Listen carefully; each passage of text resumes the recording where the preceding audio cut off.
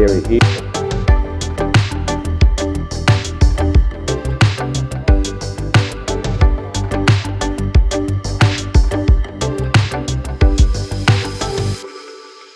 I can tell you stories about people that have been working in the bush all day or track clearing or doing these jobs with a chainsaw. They're on their way home, there's a tree across the road. Oh, do I have to put the chaps back on and all the gear back on just to do 2 cuts? But you do. If you've got a chainsaw ticket, you've got to be compliant because there's a whole lot of documentation saying you've been told to do this, you've been told to do that. All this clothing is compulsory when using a chainsaw, all right? So you can start off with a hard hat, just like this one here. Standard hard hat for the industry is 6 points of contact in the harness. On the back there's a sticker, a purple one there or a pink one.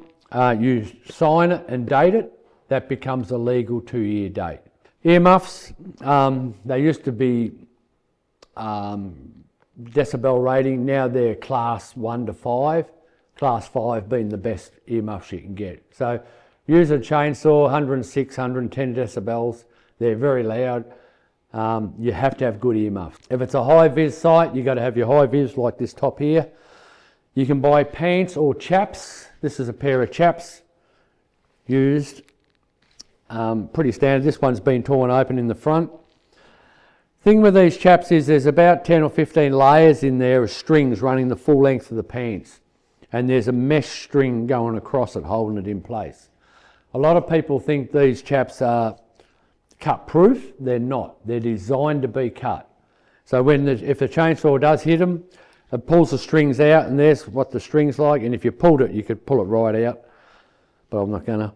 What happens there, the strings go up in the chain and sprocket and seize up the chain and sprocket in hundredths of a second, very quick. You will find that the pants will be on you and the chainsaw will be locked to the pants, so you're not going to get away from that chainsaw real quick. So it's basically hard hat, earmuffs, eye protection, high-vis steel cap boots in a high-risk environment in a workplace. Righto, this is the site where we're going to be doing the cutting today. We've got fallers up front, we've got cross cutters halfway along, and we've got you, the film crew. So you will be working around the cross-cut course, not the falling course. We can have a look at it after if you want to. We've got the road already closed at both ends. So with this operation, we close the public road, so there's no access to the private cars coming in. Once you come through the barrier, the road closed sign, you're in the coupe. Everyone that comes into the coupe has to be inducted. Part of our induction is we have to have you inducted into a high-risk site, even though you're not using a chainsaw, you're still on site. The WH&S side of it is your hard hat, your hearing protection, high-vis, steel cap boots, and with that, the area where you don't have to wear, say, your helmet when you're having lunch, it would be in this right area here. This will be the assembly area. The car park and the intersection we turned off out up the top is the EWP point, meeting point.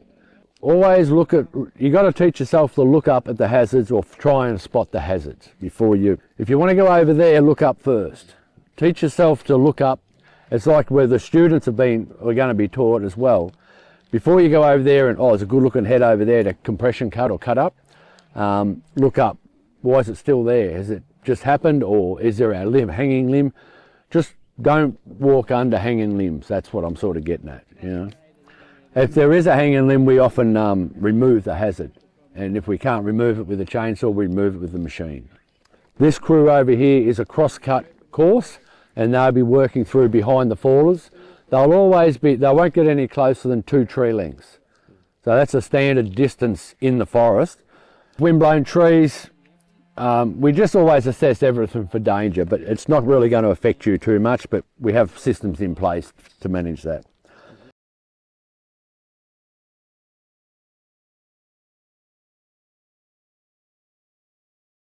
Now you're doing a close proximity plan.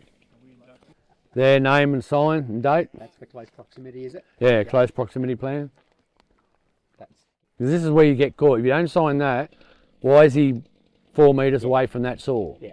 Because you've got to have earmuffs on for that. Yeah.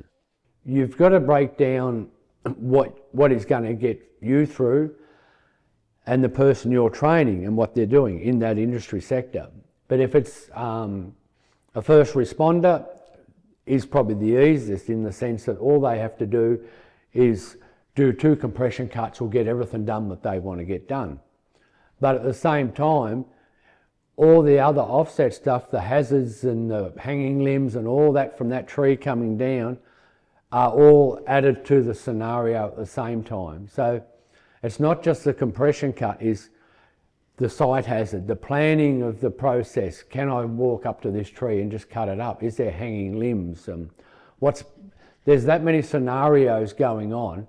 So you've got to cover off on all that safety side of it, and that sixth sense of what your industry experience is. Not just teaching them how to compression cut, it is the whole process of getting to that tree to start the compression cut is the valuable stuff as well in a high risk environment.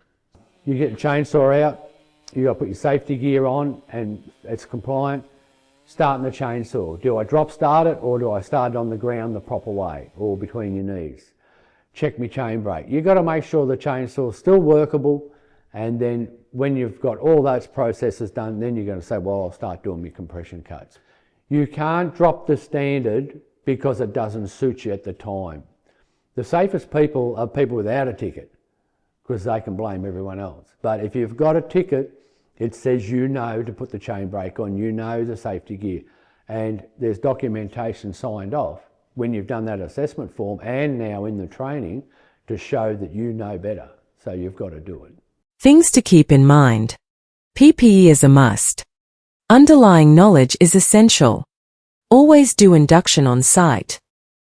Put theory teaching into practice. Be aware of surroundings. Keep formal records. Consider each and every aspect. It's the whole picture. You must act responsibly.